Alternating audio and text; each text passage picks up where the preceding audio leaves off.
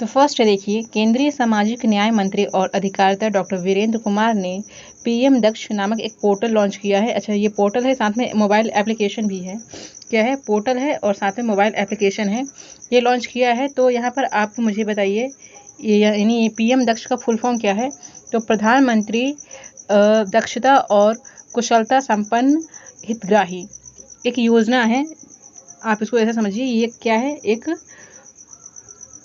Portal है plus mobile application है। Next देखिए, केंद्रीय वित्त मंत्री। अच्छा, इसको लॉन्च किसने किया? तो आपको याद रखना, केंद्रीय सामाजिक न्याय मंत्री और अधिकारिता क्या कहते हैं, कौन है ये? डॉक्टर वीरेंद्र कुमार। नेक्स्ट, केंद्रीय वित्त मंत्री निर्मला सीतारमण ने लखनऊ में एक कार्यक्रम में निर्यात उन्मुख फर्मों एवं स्टार्टअप के लिए एक महत्वाकांक्षी, उसका नाम क्या है? देखिए, उभरते सितारे फंड यूएसएफ लॉन्च किया है।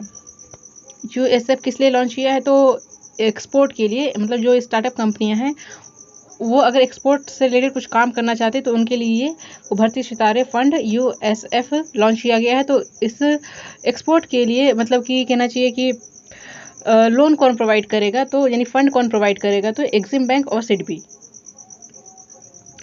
नेक्स्ट देखिए, थर्ड नंबर देखिए, भारत निर्वाचन आयोग, दैट मीन्स की इलेक्शन कमीशन ऑफ इंडिया ने व्यवस्थित मतदाता शिक्षा और चुनावी भागीदारी, दैट मीन्स की जिसे स्वीप कहते हैं, परामर्श कार्यशाला का आयोजन किया है। तो यहाँ पर स्वीप का क्या फुल फॉर्म बनता है? देखिए, systematic voters education and electoral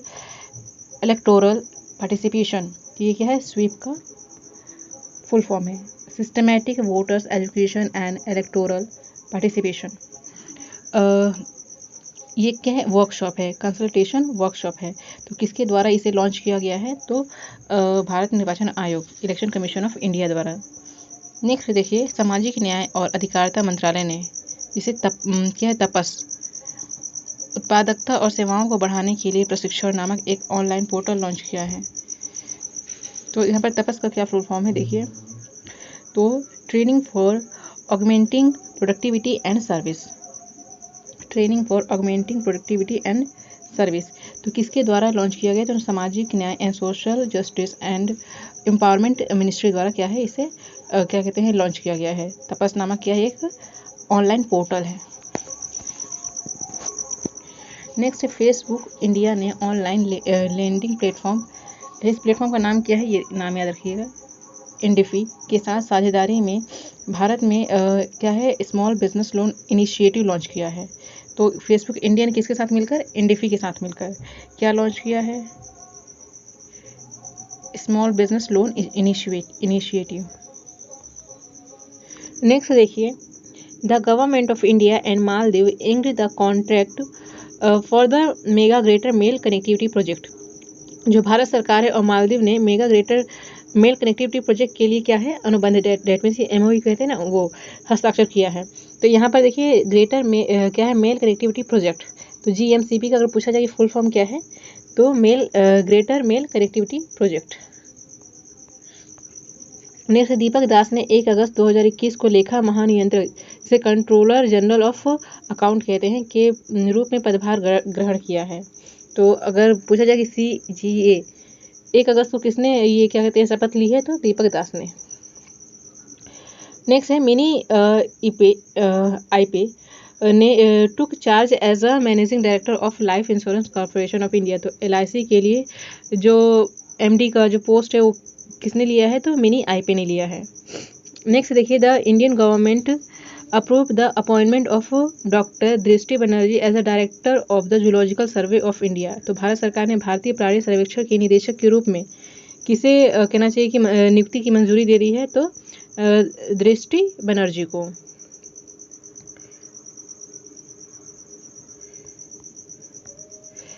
tenth number देखिए, the government of India has given a 3-year extension to Rekha Sharma as a chairperson of the national commission for women NCV।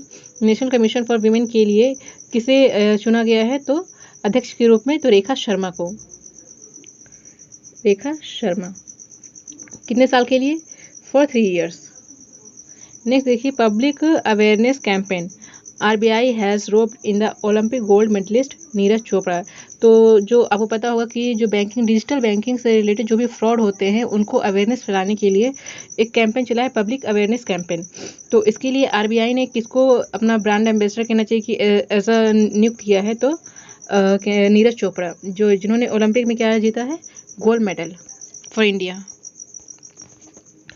Next है Kamlesh Kumar Pant has been appointed as a new chairman of national pharmaceutical pricing authority.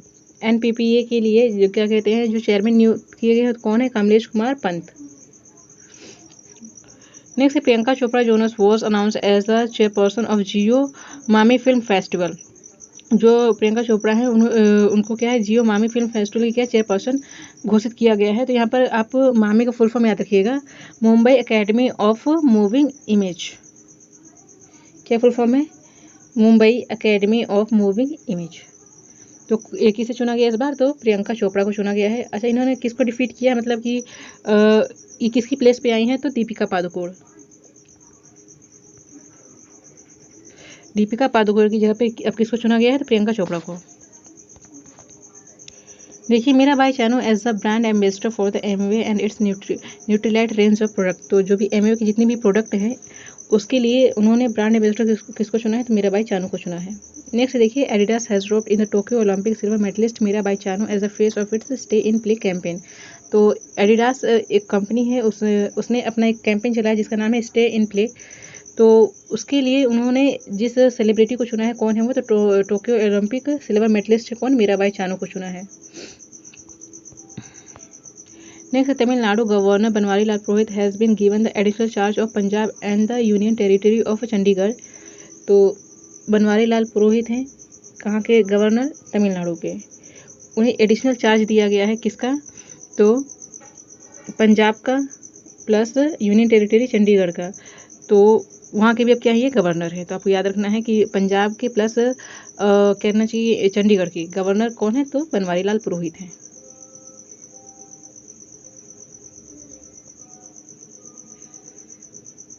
और पंजाब के इससे पहले governor कौन थे, तो क्या है, बीपी सिंह बदनौर थे। नेक्स्ट है, India is ranked 122 second on the new global youth development index. तो 2020 का जो ग्लोबल इनोवेशन इंडेक्स रिलीज किया गया है, तो उसमें इंडिया की रैंक क्या है, तो 122 किसमें, ग्लोबल यूथ डेवलपमेंट इंडेक्स में। नेक्स्ट है, Uttar Pradesh Ghaziabad was adjusted the second most polluted city out of the 50 most polluted city. तो 50 कहना चाहिए कि सिटीज़ में सबसे मोस्ट पॉल्यूटेड सिटी कौन सा है, तो गाजियाबाद, यूपी का गाजियाबाद है। ये रिपोर्ट किसके द्वारा पब्लिश की जाती है, तो ब्रिटिश कंपनी हाउस प्रेस के द्वारा।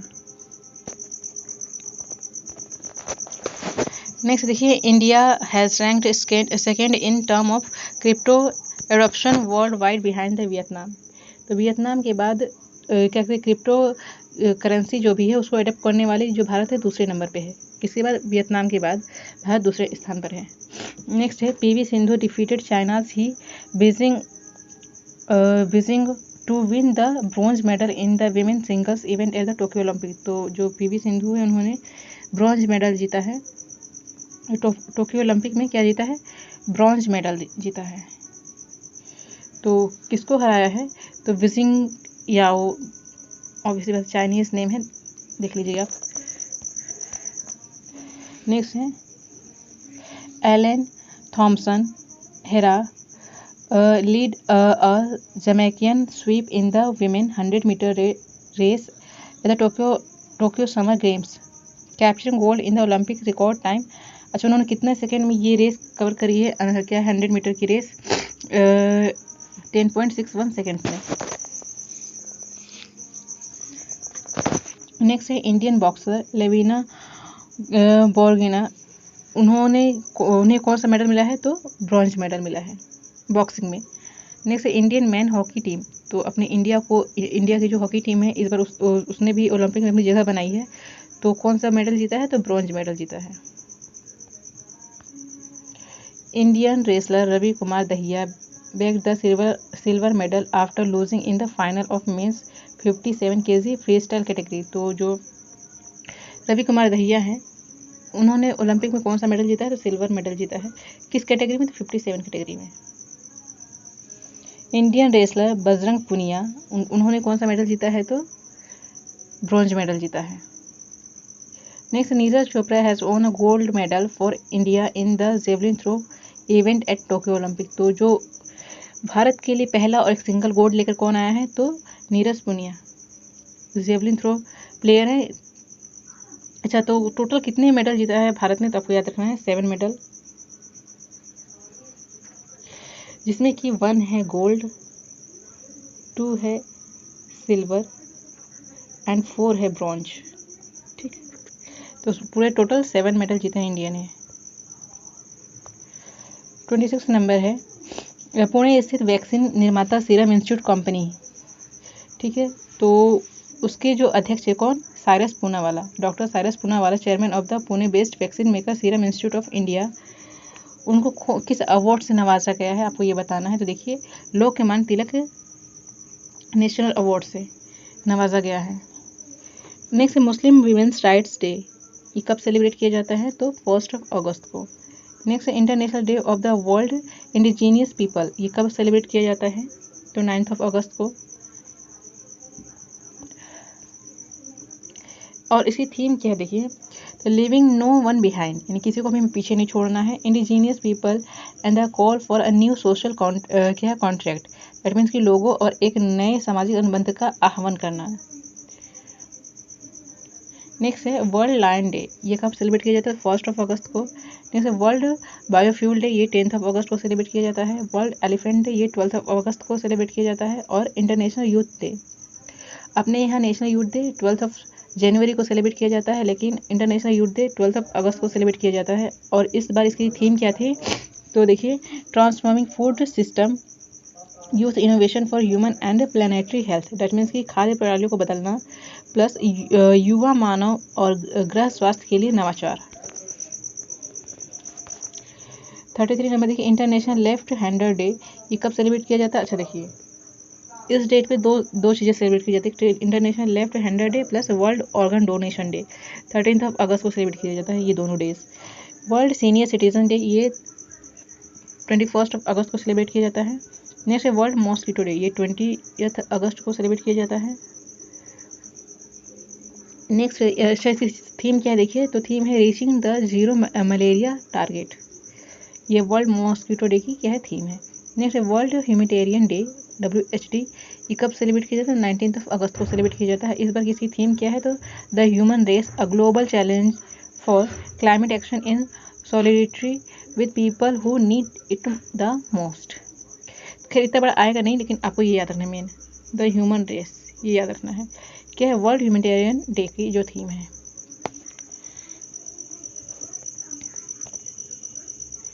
ऐसे ही रेगुलर क्लासेस के लिए आप हमारे चैनल को सब्सक्राइब करें। Thank you for watching and keep watching.